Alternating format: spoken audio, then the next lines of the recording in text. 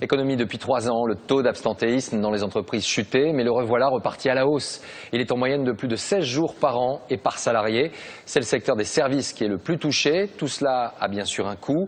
Il est estimé à 16 milliards d'euros. Alors comment lutter contre cette tendance? Certains prennent en tout cas le problème très au sérieux. Reportage à Poitiers et à Lille, commentaire Virginie Fichet.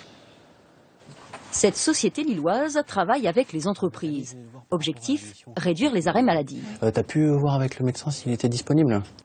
L'an dernier, l'absentéisme a fortement augmenté. 16 jours en moyenne par an par salarié, 2 jours de plus qu'en 2011.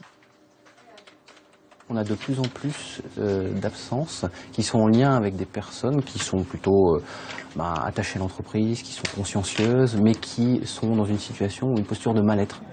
Depuis 1 an, à l'entrée de cette usine de Poitiers, on affiche le nombre de jours sans accident. Donc 144 jours, c'est presque 5 mois sans accident de travail avec arrêt, donc c'est effectivement une très bonne performance. On était plutôt les années précédentes à une moyenne d'1 accident par mois. Moins d'accidents, donc moins d'arrêts, dans cette entreprise où l'on fabrique des batteries industrielles, en équipant par exemple les chariots d'une roue électrique. Et ça nous permet en fait de nous faciliter par rapport au chariot qui fait environ 200 kg, donc c'est beaucoup plus facile. Et le nombre de maladies professionnelles a lui été divisé par 2.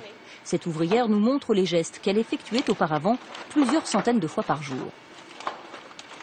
Mais là, c'est un geste qui fait très mal. Tendinite, épaules, coudes, poignets, voilà. J'ai été arrêtée 1 an et demi. Elle a pu reprendre le travail grâce à cette machine qui retourne les plateaux. Depuis 10 ans, l'entreprise a mené une centaine d'actions pour lutter contre le mal-être au travail. Ce qui marche pour éviter trop d'absentéisme, c'est vraiment d'avoir un intérêt fort des personnes pour leur poste de travail et pour leur activité. L'an dernier, l'absentéisme a atteint environ 3%, alors qu'il a dépassé les 4% au niveau national.